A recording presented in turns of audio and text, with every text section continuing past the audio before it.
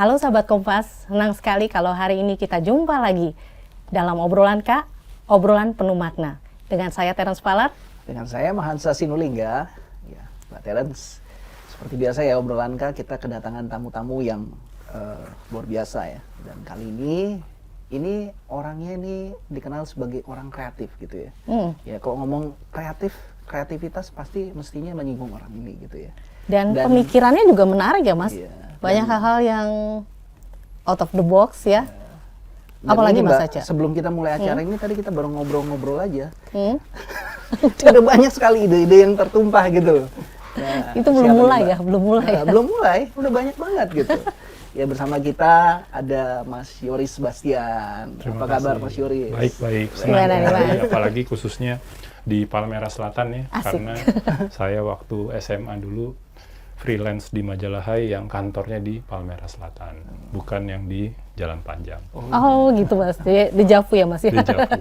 Ya, Bu, ya. Jadi berarti area sini nih akrab ya Mas ya. Sering dulu berarti ya kesini ya. Betul. Ya. Oke, senang sekali ya. Lagi apa nih Mas Yoris nih? Sekarang kesibukannya mungkin Mas. Nah, saya sejak pensiun dini dari Hard Rock Cafe, ternyata gagal menjadi pengacara, pengangguran karena Baru tahu nih. acaranya banyak banget gitu kan. Jadi kayak tetap sih sebenarnya dari keluar dari Hard Rock itu, dari Hard Rock Group ya, Häagen-Dazs dan lain sebagainya, itu tetap sibuknya 3 hal utama: consulting,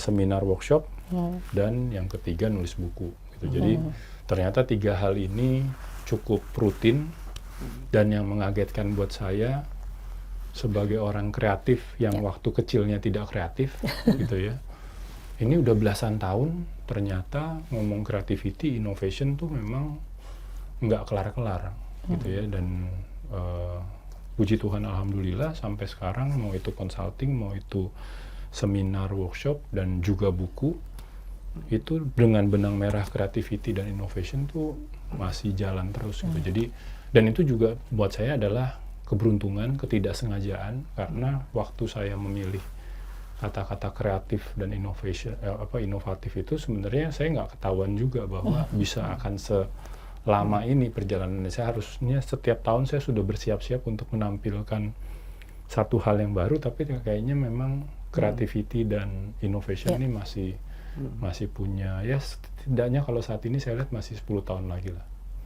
Saya bisa Masih bisa banyak yang apa-apain ya Mas. Iya gitu loh. Tapi menarik nih Mas, ya, maksudnya tadi Mas Yoris bilang, ya ini sekarang siapa sih yang nggak kenal Yoris Sebastian sebagai orang kreatif, tapi justru katanya dulu masa kecilnya tidak kreatif. Iya. Nah, apa sih sebenarnya kreativitas kok menurut Mas Yoris? Ya, jadi kan sebenarnya kreativitas itu sangat sederhana. Kreativitas itu berpikir yang tidak sama seperti kebanyakan. Tapi memang creativity itu baru di tatanan pikiran. Makanya akhirnya yang awalnya memang saya ngomong kreatif, semakin saya mendalami, semakin banyak korporasi yang pakai jasa saya, akhirnya saya di buku kedua kalau nggak salah, saya di Hama Gramedia Pustaka Utama, saya udah mulai masuk ke Keep Your Lights On yang membahas soal innovation. Karena ternyata creativity itu baru berhenti di tataran pikiran. Gitu kan, gimana caranya nih ada orang 6 orang di sini menonton kita bertiga, kita ngomongnya sama, tapi dari 6 orang ini ada 1 orang mikirnya berbeda. Itu sebenarnya kreatif. Karena rata-rata orang dengerin kita bertiga ngomong, ini 6 orang kalau keluar acara ditanya, biasanya dia akan berpikiran hal yang sama. Nah, tapi itu creativity baru di tatanan pikiran. Jadi banyak juga orang nih kreatif, jago ngomong, tapi kalau nggak ada hasilnya percuma. Makanya akhirnya saya bilang creativity and innovation. Tapi memang buku pertama harus tentang creativity untuk nyolek orang-orang bahwa kita bangsa yang kreatif loh. Teh dalam botol pertama itu di Indonesia. Air mineral dalam botol pertama itu di Indonesia. Memang banyak juga yang kita ngopi, tapi ada. Ya kan? Kalau mau lebih mundur lagi, Borobudur lah. Ya kan? Itu kan salah satu contoh kreatif. Nah, tapi sekarang kita lariin. Karena Borobudur, teh botol, Aqua itu dampak bisnisnya ada, nah itu menjadi inovasi. Jadi perlu buku, perlu waktu untuk mengajarkan orang-orang bahwa kita nih bangsa yang kreatif loh. Iya kan? jangan nyerah gitu. Nah, makin kesini bukunya udah makin banyak contoh-contoh, dan udah banyak orang yang tidak malu-malu atau takut-takut lagi bilang bahwa gue kreatif gitu. Karena saya sendiri gitu kan waktu kecil, dan itu juga pertama kali saya lewat buku saya jelasin. Makanya mungkin bukunya laku gitu ya, karena orang-orang wah ternyata dia juga nggak kreatif gitu kan. Kalau mungkin ceritanya dari kecil udah kreatif, udah susah nih ngejarnya gitu kan. Dan ini memang cerita nyata gitu. Adik saya sangat imajinatif, kakak saya sangat cerdas, sangat pinter gitu ya. Tapi ternyata bukan berarti kalau yang cerdas pinter nggak bisa kreatif.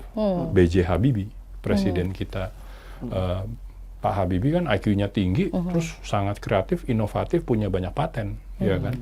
Tapi intinya kalau kayak saya nih, anak biasa-biasa saja gitu ya, IQ biasa-biasa aja, tapi nggak jeblok ya, IQ biasa-biasa saja gitu kan, pergaulan biasa-biasa saja,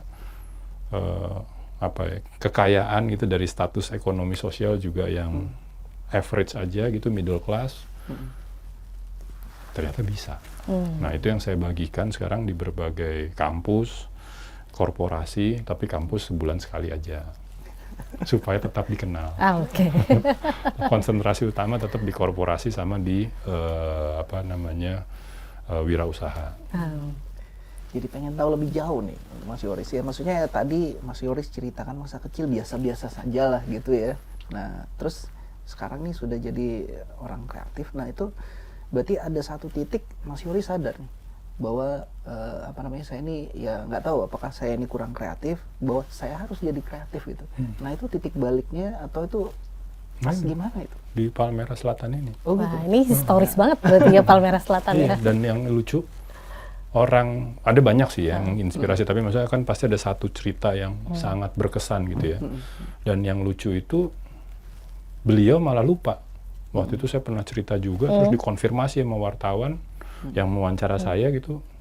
Oh ya, saya malah lupa deh gitu kan. Jadi waktu itu yang tadi saya bilang, saya masih anak SMA Pangudi Luhur. Awalnya sering diliput oleh majalah Hai, lama-lama jadi kenal. Dan zaman dulu sekolah pulang jam 12. Nggak kayak sekarang pulang udah capek gitu kan. Nah kalau ini pulang belum capek nih, baru jam 12 kan. Yang lain sibuk misalnya organisasi atau segala macam, saya juga ikut. Tapi saya banyak izinnya karena saya bilang, gue ke majalah Hai nih. Oh ya bagus, pergi deh gitu kan. Nah di Hai itu lambat laun saya jadi freelancer. Karena ternyata menarik ya. Nulis dibayar. Nulis lirik zaman dulu tuh, ya kan, belum ada internet kan. Orang beli majalah Hai hanya untuk lihat chord. Nah, chord itu anak Hai karyawan, liriknya dibayar Yoris Bastian. Jadi play, tulis, mundurin lagi, play, dibayar, ya kan. Nah, udah kalau wartawan, apalagi S1 kan sayang lah waktunya untuk nulis lirik. Udah nih, ini anak bocah aja tuh, ini Inggrisnya bagus kan, udah tulis. Itu, terus motret. Saya juga bisa motret, dibayar gitu ya. Nyetak di bawah gitu kan. Cetak sana gitu kan, di Palmerah juga ada kayak tempat cetak foto sendiri. Nah dari situ saya sering, nggak tahu ya zaman sekarang, sekretaris redaksi itu depan mejanya masih ada 2 kursi nggak kosong. Gitu kan, jadi kalau buat ada tamu atau nggak mau ngambil honor segala macam tuh duduk di kursi itu. Nah kalau nggak ada yang lagi datang, saya duduk di situ, karena nggak ada kursi lagi kan. Nah, tapi tanpa saya sadari, saya duduk di depan sekretaris, itu sekretarisnya Pemret juga, Mas Wendo waktu itu. Nah, ini satu kejadian nih, moment of truth. Dari berbagai kejadian. Mas Wendo lewat, nanya. Itu, kayak proposal lah gitu ya. Proposal untuk ngirim Elwin, yang akhirnya jadi direktur di Gramedia Majalah, dan Dede, freelance photographer waktu itu, berangkat ke Singapura ngeliput Richard Marx. Udah di ACC atau belum? Kata si sekretaris, dari kayak GM redaksi atau bos redaksi udah ACC. Dari bagian keuangan belum ACC tapi nggak nolak, lagi mikir. Wah udah tanggal segini, ya udah pakai duit saya dulu deh. Mas Wendo nih. Mas Wendo. Itu saya masih biasa aja. Pemret 8 media. Orang kaya gitu kan. Saya masih biasa aja sebagai anak kecil ya. Pas Hai terbit, cover Richard Marx, saya dengar sendiri majalah Hai laku selaku-lakunya, karena nggak ada media lain yang meliput Richard Marx di Singapura. Dan walaupun saya masih anak SMA, saya juga bisa ngitung cost untuk 2 pesawat. Dulu belum ada low cost carrier, tapi dulu juga harga pesawat nggak mahal-mahal banget. Iya. Kamar 1 malam doang, cowok berdua kan, Sharing. nggak mahal sebenarnya. Nah di situ tuh pas Mas Wendo lewat lagi ngomong ke sekretaris, mana kemarin biaya-biayanya tolong kasih ke bagian keuangan, pasti di ACC. Tapi kan buat saya sebagai anak kecil di situ gini, apa yang terjadi kalau Mas Wendo ya pasrah aja. Ya udah, kalau dari GM Finance atau Bos Finance nggak ACC, ya lu nggak usah pergi. Nah itu yang saya bilang, nanti kalau saya gede, saya harus seperti itu. Selama uangnya saya masih mampu. Ya kan, maksudnya jangan juga ke Amerika, wah jebol juga gitu kan. Tapi ini kan Singapura doang. Dan tadi setelah Richard Marx itu terjadi, majalah Hai ngeliput kemana-mana, termasuk saya yang liput ke London, Sting gitu ya. Majalah Hai nggak pernah keluar sepeser pun. Dibayarin oleh label atau dibayarin oleh promotor. Ya, di-invite juga ya pasti. Bayangin kalau Mas Wendo tidak melakukan itu. Nah itu sih, itu salah satu yang ininya. Tapi kan intinya kita ingat lah, zaman dulu, nggak juga ya, kita bertiga mungkin ingat. Yang nonton nggak ingat. Dulu tagline-nya Hai itu terus terang hanya Hai yang bisa begini. Iya, iya. Jadi mau itu karyawan, mau itu freelancer, kalau kita ngasih usulan, Chris, majalah ini udah pernah bikin, oh ya sorry, cari lagi. Itu kan sebenarnya mengasah kreativitas secara tidak sengaja. Iya. Tapi istilahnya kalau cuman disuruh, diwajibkan, itu tidak akan menggerakkan. Kejadian Richard Marx, liputan di Singapura, itu salah satu yang mengubah Yoris Bastian jadi kayak sekarang. Historis banget ya, jadi ya Palmerah Selatan ini banyak momentum ya Mas, membentuk Mas Yoris sendiri ya. Motor suka tinggal di sini. Mas Yoris nih, kalau konteksnya, tadi kan Mas Yoris cerita sebagai seorang konsultan juga ya. Dalam konteksnya pemasaran atau periklanan, sekarang kan yang lagi sering disebutnya adalah relevansi. Nah, kira-kira nih, bisa nggak sharing sesuatu kaitannya kreativitas tersebut dengan relevan itu seperti apa sih saat ini? Iya, jadi saya juga sekarang banyak membina gitu ya, menti-menti saya yang jadi konsultan kayak saya di daerah-daerah. Dari pertama nggak kreatif, saya suruh kreatif dulu. Sampai akhirnya udah kreatif, baru pelajaran keduanya adalah mencari klien. Sekarang dia udah jalan, terus nanya lagi. Saya udah lolos kreativitas, Mas Yoris sudah ACC, pegang klien udah dapat. Sekarang gimana sih untuk sustain kayak Mas Yoris nih belasan tahun pegang berbagai klien? Ya tadi, seperti cerita Mas Wendo tadi, kita jadi orang kreatif, jangan hanya idenya kreatif, hasilnya nggak ada. Ya kan, bayangin kalau kemarin berangkat Richard Marx, terus majalah Hai lakunya gitu-gitu aja. Nah, lu mah beda doang. Mana duitnya? Nah, itu saya bilang, saya jadi konsultan itu, bedanya adalah kalau dulu saya hanya bisa bekerja untuk grupnya Hatro. Hanya bisa untuk Emera Group, eksklusif. Karena saya karyawan. Sekarang siapapun, sampai semen aja, saya pegang, saya juga bingung, semen, serius malah kadang-kadang saya bingung, dia kenapa dia minta saya ya. Saya kan kreatif konsultan, dari bisnisnya lifestyle gitu ya, gaya hidup. Semen kan bukan gaya hidup ya, barang komoditi. Ya lu mau nggak? Ya saya mau coba sih gitu, akhirnya pegang Jakarta Center. Kemarin pas lagi pandemi terselamatkan oleh Siloam gitu kan. Karena beberapa misalnya klien saya motor gitu, AHM, Astra Honda Motor, ya berhenti dulu kan. Siapa yang beli motor lagi pandemi kan? Nah, tiba-tiba tergantikan oleh Siloam. Berapa rumah sakit seluruh Indonesia kita bikin workshop creativity. Jadi buat saya selalu yang saya tekankan, apalagi dalam konteks marketing ya, marketing gitu kan, memarketkan. Ya, lo boleh sekreatif apapun, tapi kalau tidak ada hasil yang terukur, ya lu sebenarnya nggak inovatif. Mungkin lu kreatif, berpikirannya beda, tapi kalau nggak ada hasilnya atau tidak relevan, ya percuma. Tapi nggak apa-apa, jangan pernah takut, pelajari, perbaiki, pelajari, improve, ya kan. Jadi ya itu sih resep saya sampai sekarang belasan tahun, dipakai ke berbagai korporasi dengan berbagai industri yang berbeda, ternyata, dan malah ya kayak bisnis-bisnis kayak semen, rumah sakit mata gitu ya segala macam, itu malah jauh lebih gampang untuk bikin inovasi karena mereka jarang kreatif. Kalau di media mungkin lebih susah karena semua media maunya kreatif.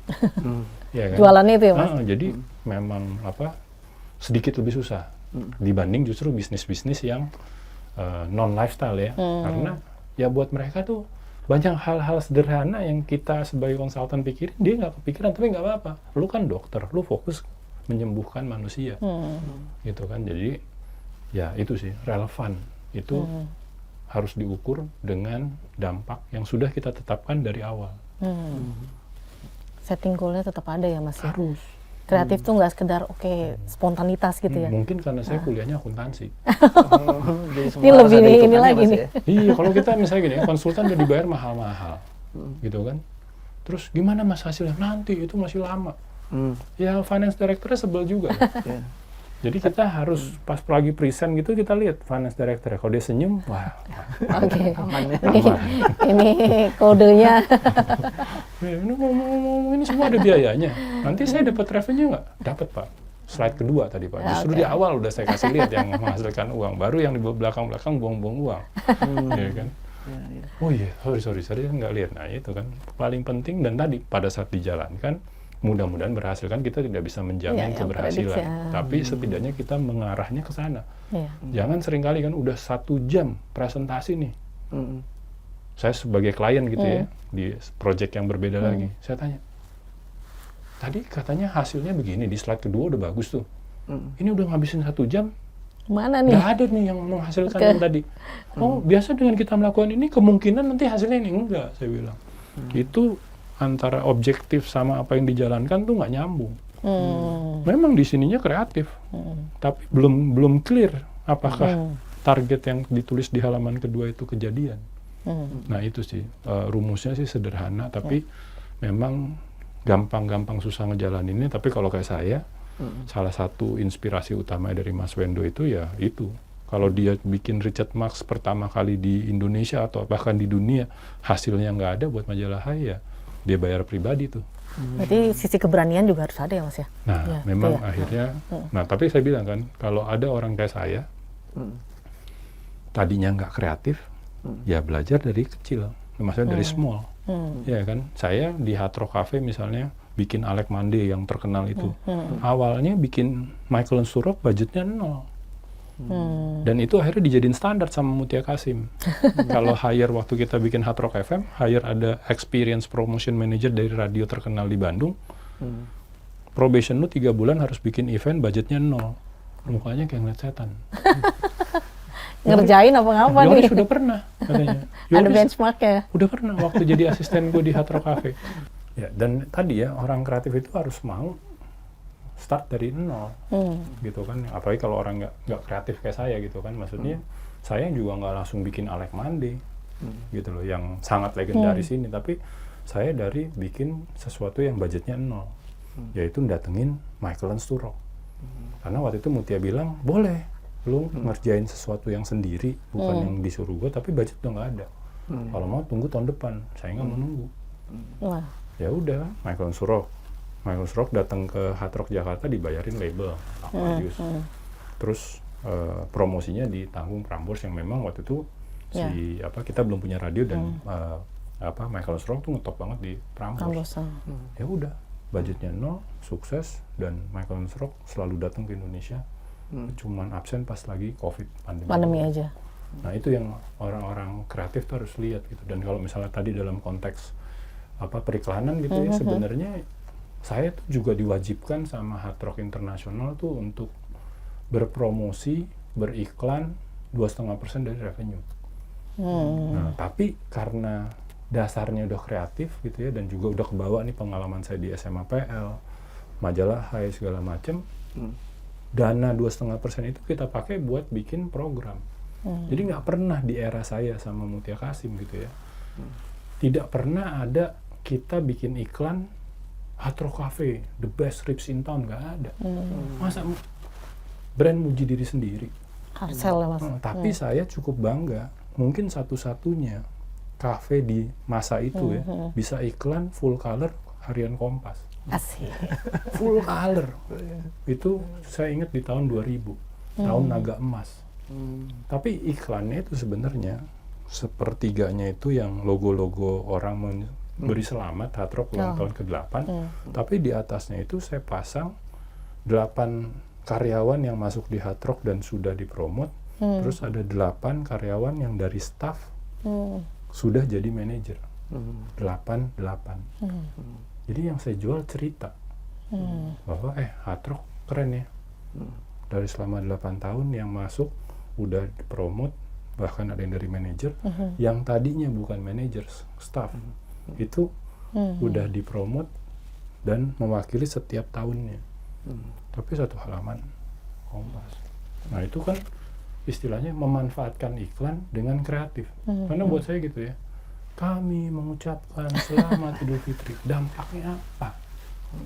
Gitu loh, mau itu dalam bentuk video, dalam bentuk iklan foto, teks, dampaknya apa? Nah itu yang dari masa ke masa beberapa udah mulai ngerti, ada yang belum ngerti juga gitu kan. Jadi dan inilah relevansi dari kreativitas di marketing, di periklanan. Buat saya bagaimana kita beda tapi punya makna. Bagaimana kita beda tapi punya alasan yang tepat. Itu secara internal juga apresiasinya luar biasa ya Mas. Aset internal yang istilahnya kan 8 orang yang di grooming dan berhasil dan dipanggungkan itu luar biasa. Dan luar tadi biasa. Saya lupa cerita nih gara-gara Mbak Terence ngomong lagi. Dari staff itu yang dipromot gitu ya, ada satu yang dipromotnya tuh lewat harian itu. Jadi dia tahu dari ibunya, kamu dipromot? Enggak dipromot. Itu di Kompas. Bayangin nggak? Jadi desainernya saya udah bilang kalau dia lewat ganti ya. Karena ini iklannya rahasia, satu doang. Kalau 8 susah ngejaganya kan. Satu doang nih, ya kan? Itu perasaannya kayak gimana? Jadi iklan boleh iklan, tapi kalau iklannya tidak dibicarakan percuma. Gini, kalau sekarang kan ini biasa skip aja. Tapi kalau ini kan terus ibu kamu gimana? Langsung suruh beli semua harian Kompas, borong. Anak saya dipromot gitu. Nah, jadi bercerita. Maksudnya ya event di masa itu iklan itu mahal gitu loh. Tapi karena itu adalah ulang tahun ke-8, saya selalu bilang kalau lu baru ulang tahun kedua, ya lu harus sesuaikan juga budgetnya. Tapi makin budget kita makin gede, saya juga dapat banyak sponsor. Ya sayang lah kalau cuma setengah. Itu udah sering dari ulang tahun ke-5, ke-6, ke-7 tuh setengah halaman Kompas. Ini 8 habis itu gue maksudnya nggak bikin yang satu halaman lagi, balik lagi setengah. Tapi kan istilahnya naga emas juga tahun yang luar biasa gitu kan. Jadi ada momen juga Mas. Itu dari yang 8 tadi ada satu dipromotnya lewat koran. Wah, gempar. Mas itu kan dari masa itu kan udah ada mungkin 20 tahunan ya sampai sekarang ya, masih tetap konsisten jadi orang kreatif tuh nggak kehabisan ide ya. Maksudnya gimana biar ada terus gitu. Nah enaknya nih kalau sekarang kan saya yang punya perusahaan, jadi yang mikir udah bukan saya. Saya tuh bagian milih-milih doang. Saya tuh jadi kayak pelatih gitu kan, ngasih justru kayak misalnya gini, buku saya sama Gramedia Pustaka, sama buku saya yang generasi Langgas, generasi millennials gitu ya. Nah itu judulnya itu saya kasih anak-anak yang ngusulin. Walaupun tadi sebagai bos, kalau sampai namanya jelek banget, terpaksa deh kita turun gunung. Tapi kejadiannya saya nggak pernah turun gunung. Jadi masuk berbagai ide, saya hanya sebagai juri dan saya nggak boleh ngasih ide. Kenapa? Kalau saya ngasih ide, ya kan pasti gitu. Ya udahlah, yang nama dari Mas Yoris aja. Ya. Jadi saya menahan diri nih sebagai orang kreatif, tahan diri. Nah, waktu itu saya nulis buku sama Dila Amran. Sekarang di Istana Negara. Dila namanya satu masuk, terus ada Ega, Ega juga dulu mantan Hai, masuk di saya, terus satu lagi dari Imelda. Nah 3 nama ini saya ajuin ke HKI, Dirjen Hukum dan HAM kan, dapat 2, yang satu nggak bisa dapat namanya. Nah dari 2 ini saya semuanya dipilih, ini atau Langgas ini. Nah Langgas ini dari Ega, yang waktu itu mungkin baru join 6 bulan. Dan pada saat saya ngomongin di mana-mana, saya posting di sosial media, ditanya teman-temannya, ya saya ke bawah sistemnya OMJ aja. Ega juga sadar diri karena dia masih baru, dia belum sekreatif itu. Tapi sistem kita bikin untuk membuat siapapun bisa kreatif. Stimulan ini Mas nih, ini kartu nama pakai QR code ini dari sebelum pandemi, ya kan? Karena apa? Saya hard rockers, Save the Planet itu udah mengakar dalam diri saya. Kalau bisa jangan nyetak kartu nama. Meeting sama managing director Spotify, selain dia nge-scan kartu nama saya, dia minta izin dia foto kirim ke New York. This is the most creative name card that I've ever seen. Saya bilang credit to my employee. Karyawan saya yang ngusulin, nah bedanya sekarang saya bagian ACC supaya jangan kejadian Mas Wendo. Ya, ini belum di-approve nih, ya kan? Jadi saya bagian yang lebih mudah memberikan kesempatan, dan kalau salah, nah ini ada salahnya nih. Ini karyawan baru nih, ya kan? Udah dipuji-puji sama Spotify, saya lagi di Inggris. 1 bulan setelah ini kejadian nih. Hanya di OMG udah dibiasakan, is okay kalau lu salah demi yang namanya creativity atau innovation. Namanya anak baru kurang detail. Ternyata ini tidak gratis. Gratisnya 1 bulan doang. Dia dapat notif. Kalau nggak bayar, nah saya bilang gini, berapa? Murah, untungnya murah, hanya kayak seharga nyetak kartu nama 3 box untuk setahun kan. Lalu telepon email, suruh bayar pakai kartu kreditnya, dan kalau udah bayar screen capture kirim ke gue nih. Gue sekarang di London mau mandi. Nanti kalau lu udah bayar, gue berani nih pamer-pamer nih kan. Jangan gue gini terus belum bayar, belum bayar. Ada notif. Nah, tapi tadi nih, ini inspirasi buat para leader. Bayangin kalau tuh anak langsung kita semprot, lain kali dia nggak mau ngasih ide lagi. Ya, udah drop saya. Gue kasih ide, nanti giliran salah gue disemprot. Nah kalau kita enggak kan, wajar namanya lu anak baru, gue tetap appreciate, tapi tolong segera dibayar. Kalau nggak bisa pamer, gitu loh. Nah itu solution ya, tetap harus ada solusi. Jadi maksudnya apa ya? Atmosfer kreatif itu harus diciptakan, dan kita nih sebagai atasan harus menahan diri. Nah saya ini menahan diri kadang-kadang untuk tidak berpikir kreatif, tapi jadinya juga stay kreatif kan. Karena kalau kita mikir sendiri kering. Kalau saya, pekerjaan saya yang utama itu main PlayStation. Banyak tugas-tugas yang harus diselesaikan dari PlayStation yang main bola itu ya. Gitu loh. Dulu namanya FIFA, sekarang namanya FC24. Nah itu sih, jadi kreativitas adalah teamwork, dan satu sih yang saya seneng, ini juga mungkin faktor dari saya justru bukan di sekolah ya. Saya tuh sangat suka belajar, tapi somehow tuh saya nggak suka belajar di sekolah. Saya belajar di HI dulu, perpustakaan, majalah-majalah dibeli dari majalah HI itu buat saya tuh luar biasa gitu. Sekarang saya tetap langganan majalah, koran segala macam. Kuncinya sih untuk pengen tetap kreatif itu ya kita harus selalu senang belajar. Banyak orang pas udah selesai lulus nih kuliah, dia pikir dia nggak perlu belajar lagi. Pas dia masuk kerja disuruh belajar lagi. Nah disitulah masalahnya. Kalau saya emang suka belajar. Ya kayak kita ngobrol tadi kan, NFT. Buku saya yang ke-10, covernya udah NFT ready. Karena saya mau belajar tentang NFT. Gitu loh. Tinggal nunggu kalau misalnya di Indonesia pick up, udah ready ya Mas ya? Ready, gitu. Jadi meluangkan waktu untuk selalu belajar. Tapi memang tidak semua yang kita pelajarin itu pasti bermanfaat atau pasti berhasil. Tapi nggak apa-apa, karena buat saya tidak akan ada ilmu yang sia-sia. Termasuk ilmu akuntansi saya, padahal saya nggak pernah jadi akuntan. Mas Yoris, ini dengar-dengar ini ya, ini dalam waktu dekat nih akan ada event ini ya, event reguler nih yang berkaitan dengan media ya. Tadi Mas Yoris sudah banyak cerita soal kreativitas, pemasaran gitu ya. Dan ini bakal jadi pembicara juga ya di event APMF ya, Asia Pacific Media Forum ya. Nah, mungkin spill Mas, boleh dong. Ya jadi saya tuh selalu senang, dan saya kan nih mengikuti APMF dari awal banget gitu, dari masih kecil banget. Dan selalu saya jadikan contoh lah untuk industri-industri lain. Belajar dari APMF bagaimana bikin acara per 2 tahun sekali yang bermanfaat untuk industrinya.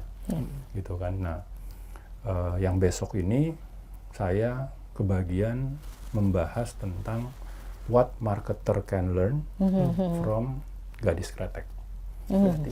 Tapi ini kan Gadis Kretek ini bukan hanya Asia Pasifik ya. Global ya Mas ya? Dia top 10 global. Saya masih lagi nunggu data berbagai achievementnya, nanti akan saya tampilkan. Tapi buat saya sesuai tema juga dari APMF, make your mark, ya kan? Nah itu sebenarnya kita akan belajar malah bukan tentang bagaimana Netflix bikin series ini meledak, tapi justru bisa dipelajari oleh media, brands, dan agency. Saya mau narik inspirasi, ini kan jadi kebanggaan Indonesia. Ya walaupun mungkin belum senendang Squid Game ya, tapi at least maksudnya ada nih. Kan kalau misalnya sebelum Gadis Kreatif mungkin orang mikir, udahlah kita bikin yang nasional-nasional aja. Nah buat saya ini inspirasi buat semua brand, semua media, semua agensi gitu kan. Walaupun ngomongin apa nanti harus tahan hadir dulu. dong, harus hadir karena saya Iya. belum pernah ngajakin orang ke APMF dan orang itu bilang menyesal gitu kan.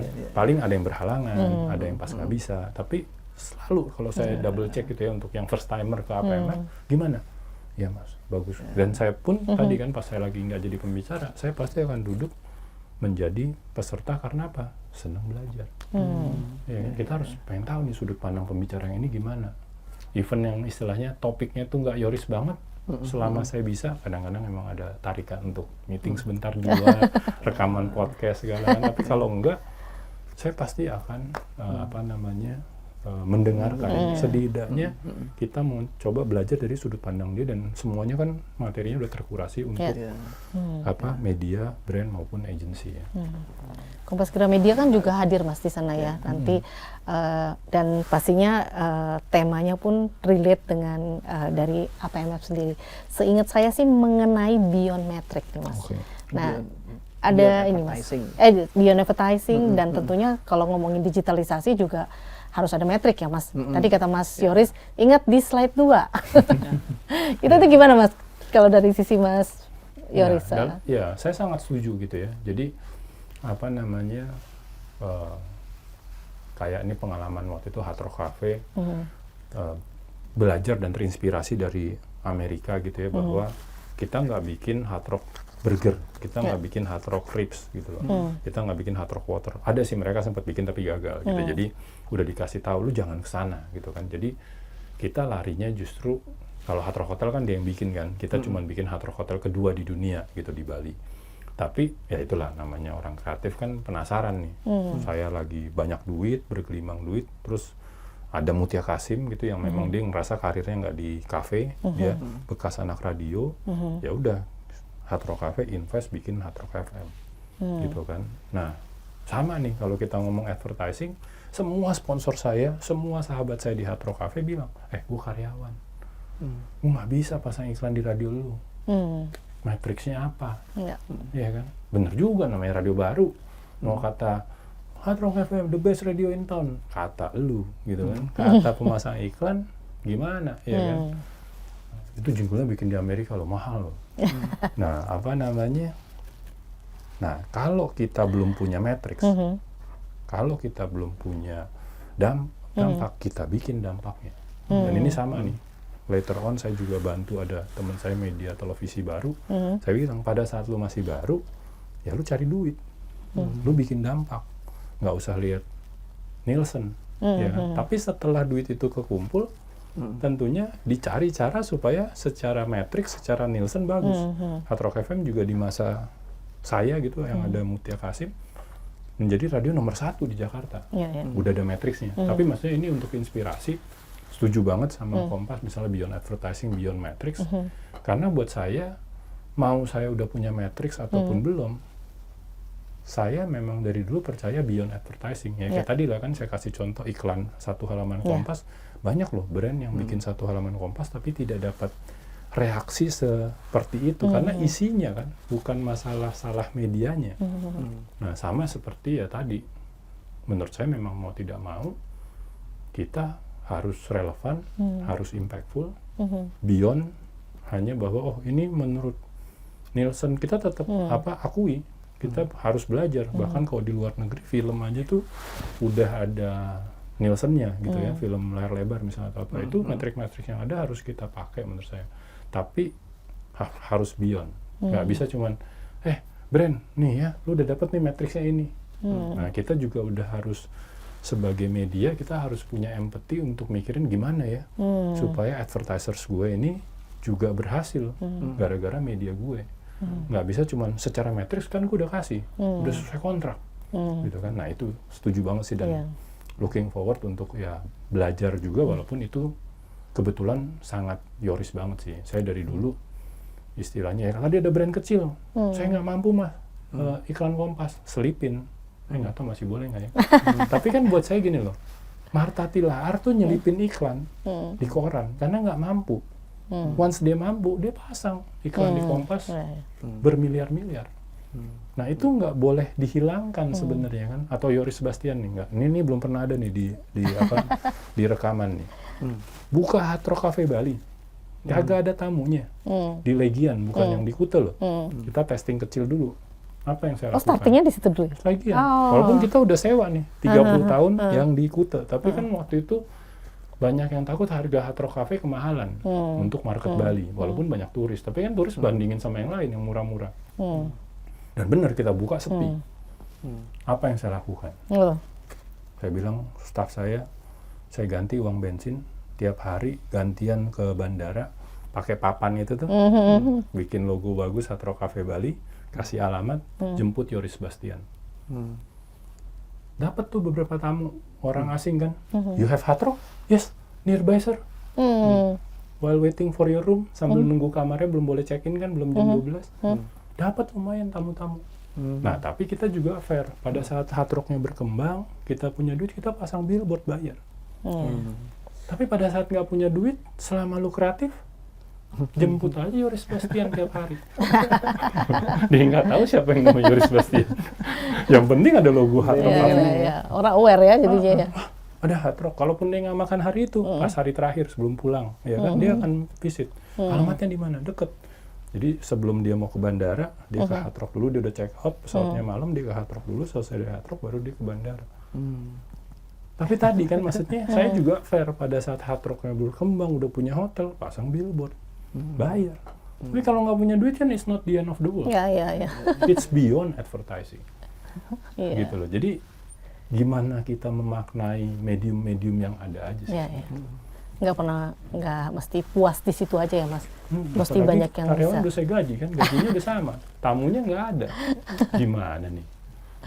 Aduh, kayaknya ngomongin kreativitas sama Mas Yoris nih, kalau orang lari tuh endurance-nya harus tetap dijaga nih. Ini namanya orang kreatif, Mbak. Dari awal tadi sebelum kita mulai ada banyak keluarnya. Ini juga masih belum puas sih namanya. Dan saya juga kan orangnya ya tadi ya, dari era radio, era majalah, sekarang era digital, emang orangnya suka cerita. Jadi ya ada aja sih. Pasti ceritanya juga akan ditunggu nanti di Asia Pacific Media Forum. Udah dipersiapin. Materinya memanfaatkan layar yang sebesar-besarnya. Jadi bukan cuma materi yang kotak gitu. Jadi ya, tapi talk show ya sama Rati Kumala, bukan presentasi. Dan kadang saya presentasi, kadang saya wawancara. Orang dulu pernah wawancara Ridwan Kamil juga kan, standing ovation. Nah, jadi ya pastinya seru lah kita di apa. Dan biasanya 50% teman lama, pasti 50% kenalan baru. Jadi kalau penasaran ya jangan lupa ya itu jangan lupa. Aduh, awal Mei ya kalau nggak salah mas ya. Awal Mei ya. Oke. Ngobrol sama orang kreatif, dapat tipsnya, dapat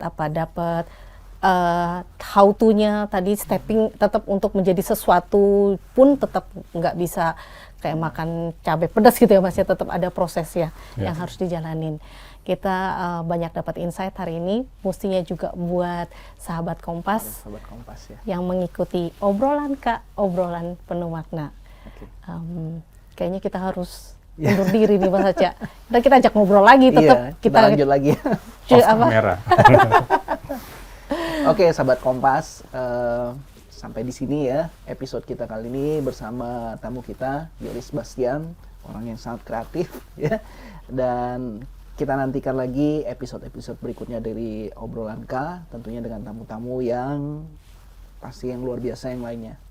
Oke, Mbak Terence, dengan saya Mahansa Sinulinga, saya Terence Parar, dan Mas Yoris Sebastian.